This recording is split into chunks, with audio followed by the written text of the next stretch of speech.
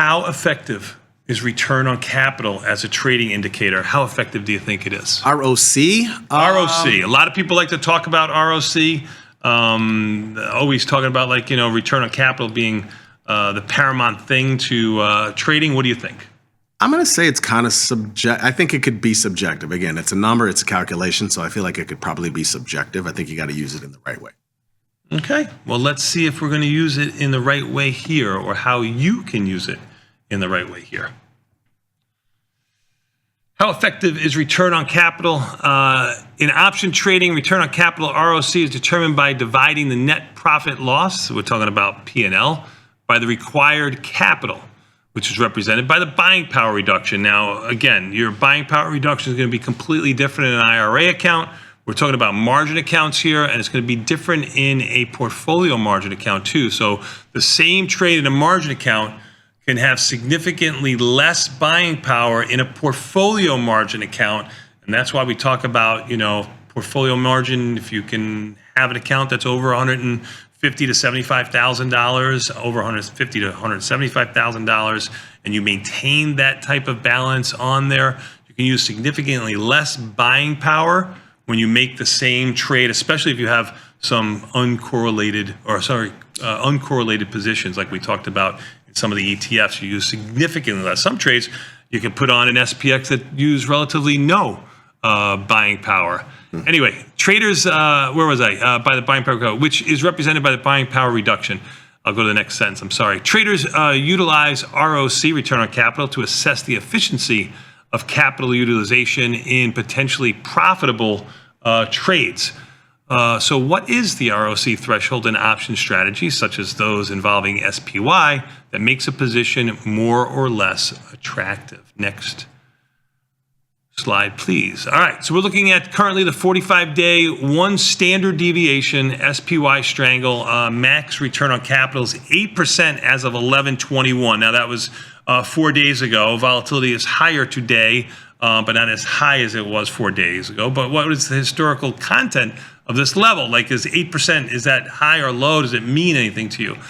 Keep in mind, we are currently in a period of elevated volatility due to the market turn down. So you're looking at here at the premium, $8.47 for the same 16 delta strangle that we will in a moment look at in a different time frame. The buying power reduction is $9,500, and the return on capital almost 9%.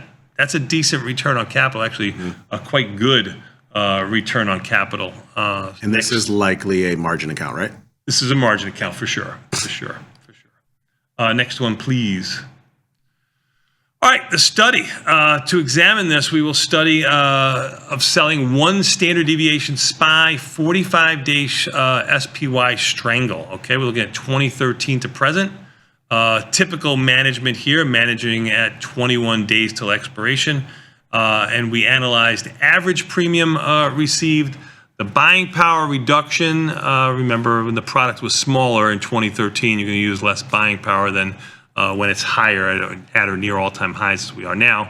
The success rate of all of the different volatility levels that we're going to look at, the average P&L, and the average return on capital. Next one, please. All right, the historical average max return on capital is 6%. So when we just talked about a moment ago that we had 8%, you don't know. It's almost like looking at IVR. You don't know if 8% is high relative, almost 9% actually, or if it's low. Now that you have the historical average on return on capital, you can see that it's quite high. And this is why we talk about ramping up when you have high implied volatility, using the same amount of buying power relative that you would when volatility is lower. The median is closer to 5.7. So you have an average as between us friends of around 6%. And you're getting almost 9%. I mean, which door do you want to choose? If you're selling premium, the average. Sure. Everybody wants to beat the average, right? Of course. This means that most of the occurrences in the S&P have a maximum return on capital higher or lower than the current level of 9% for the 16 delta strangle, and that's what you're looking at right there on that little graph. Even the S&P is down 3, NASDAQ down 165. I think this is definitely a wall of worry so far of the market, two-sided choppiness action. Next one, please. Given that both the mean and the median are close to 6, we will use 6 as the threshold to test the S&P Strangle performance. That's what they're going to do here. They're going to give it some sort of barometer or litmus test right at the average. Also, overall prices and volatility in SPY have increased a lot from 2013 to 2025. I mean, this is what I was just alluding to a moment ago, that the price of S&P is, as it goes higher, you're going to use more buying power, meaning that the data will be skewed for the last few years. Makes perfectly good sense. Next question. Next slide, please. All right, so we're going to look at using the max return on capital as an entry criterion, similarly to using IV.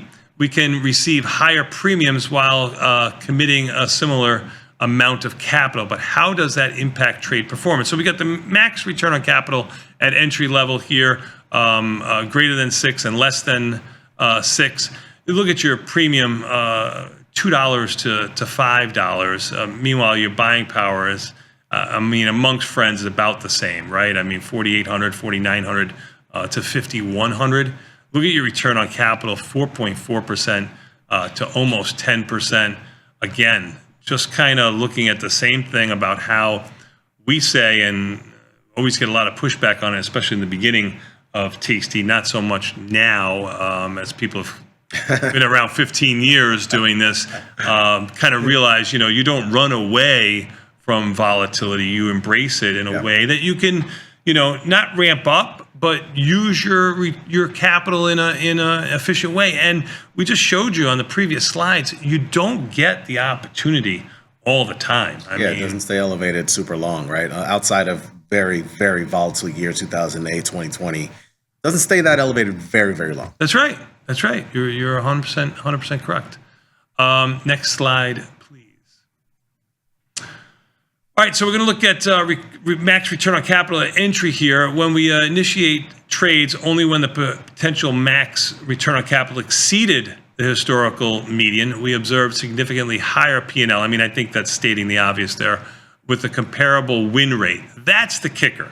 Like, if you're getting dinged all the time and you're having high profits, but you're getting dinged all the time, that wouldn't make it worth it. You're looking at it here, it's with comparable win rates. If your win rate is basically the same and you're getting paid a lot more for the same risk, I mean, it would seem like the time to do something with implied volatility from a selling premium standpoint of view is when volatility is high. It's just another way of looking at what we've always said.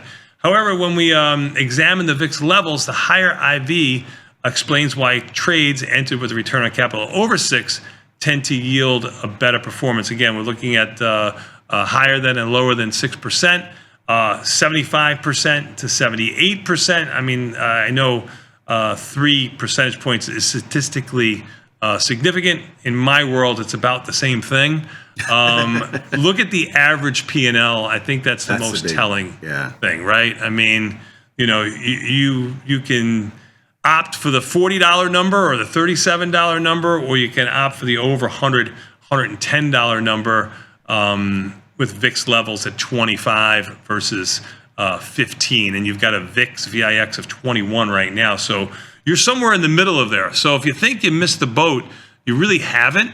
And if you're ramped up when you had the opportunity to, then you really got yourself paid. And I think over these last couple of days, you've been able to maximize some of that return. So good on you. But I will say the one thing is, you're looking at the difference between those average P&Ls, that the one thing that it's not saying that you have to sort of be steadfast is about exactly what we talked about today, the change in the market today. Look what we've seen already. We were down 30, almost 40 handles. Then we almost went back to Anj. So that will happen at the times where VIX is 25. Very good. Very good.